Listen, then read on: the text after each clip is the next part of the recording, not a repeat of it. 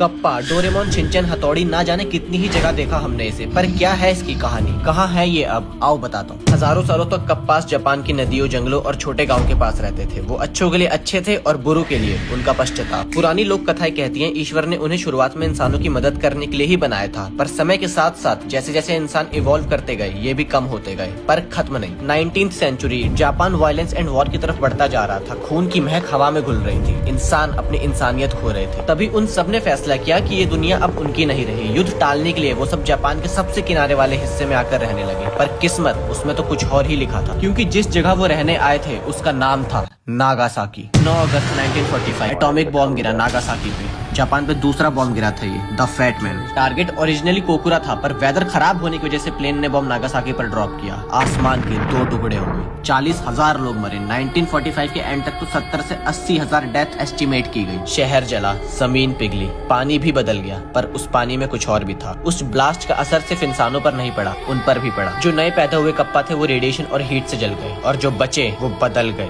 Mutate हो गए। उसके रेडिएशन से उनके सेल्स टूट गए, डीएनए बिगड़ गया। अकॉर्डिंग टू लेजेंड्स कुछ कप्पा अपनी सोच खो बैठे, कुछ एक दूसरे के खून के प्यासे हो गए, कुछ गहरी नींद में चले गए। हजारों सालों की स्मृति एक पल में राख हो गई। लेकिन उस सब से उनके अंदर एक डर पैदा हो गया था, इंसान से नहीं, आसमान से गिरती आग से, रोशनी से। वो जापान अपना घर छोड़कर चले गए, दुनिया में अलग अलग जगह। कप्पा, जिसे हमने बचपन से आज तक देखा, आखिर असल में कौन है वो? एक मॉन्स्टर? आओ बताता हूँ। कप्पा को जापानीज फोल्कलोर में योकई कहा जाता है। योकई मतलब सुपर नेचुरल बीइंग, ना प्योर डीमन, ना प्योर स्पिरिट और ना ही कोई जानवर, कुछ बीच का, कुछ जो नेचर और ह्यूमन साइकोलॉजी के बीच खड़ा है। इसकी बॉडी यूजुअली टोटोस जैसी शेल वाली होती है, हाथ पांव वेब्ड, और सबसे क्रीपी फीचर उसके सर के ऊपर एक छोटा सा बॉल जैसा डिप्रेशन जिसमें पानी भरा होता है, और वही पानी उसकी जान है। अगर वो गिर जाए कप्पा कमजोर हो जाता है, एंड इफ कम्प्लीटली सूख जाए तो वो मर भी सकता है। ऐसा तुमने सुना होगा, पर ये सिर्फ बच्चों को सुनाने वाला वर्जन है। बिकॉज सोचो, एक 5 से 6 फुट लंबा प्राणी, स्ट्रेंथ सुपर ह्यूमन जितनी, जिसकी तैरने की ताकत ऑलमोस्ट एम्फेबियन प्रेडेटर लेवल है। कुछ रीजनल स्टोरीज में से पता चला है कि ये शेप शिफ्टिंग भी कर सकते थे। सोचो, ऐसा क्रिएचर सिर्फ सर के पानी गिरने से मरेगा? नो। यू नो, ईडो पीरियड में कुछ रीजन्स में एक अजीब प्रैक्टिस मेंशन होती है, मेलफॉर्म्ड न्यूबॉर्न्स या अनवांटेड इन्फेंट्स को पानी में छोड़ देना मरने के लिए। उनके हिसाब से वो बच्चे शैतान का रूप होते थे जो पूरी तरीके से पैदा नहीं हो पाते थे, और कप्पा उन लोगों को फाड़ कर रख देता था जो उन मासूमों को पानी में डुबाकर मारने आते थे, ताकि ये प्रथा, ये सोच खत्म हो। शायद ईश्वर ने इसीलिए इसे ऐसा बनाया, जिससे बुराई डरे और अच्छाई के साथ ये खड़ा हो। कप्पा का मेंशन ईडो पीरियड के टेक्स्ट में मिलता है, स्पेशली 1600-1800 के दौरान, लेकिन ये उससे भी पुराने हो सकते हैं। कहानियों में, रीजनल टेक्स्ट में तो कप्पा को फार्मिंग नॉलेज से भी लिंक किया गया है। चावल उगाना, वाटर मैनेजमेंट, ये सब कुछ किसानों को शुरुआती दौर में सिखाते हुए। जापानीज लेजेंड्स कहते हैं उन्होंने 3-4 हजार साल पहले एंशिएंट विलेजर्स को बोन सेटिंग टेक्निक सिखाई थी, हड्डियों को वापस जोड़ना, इवन हीलिंग मेथड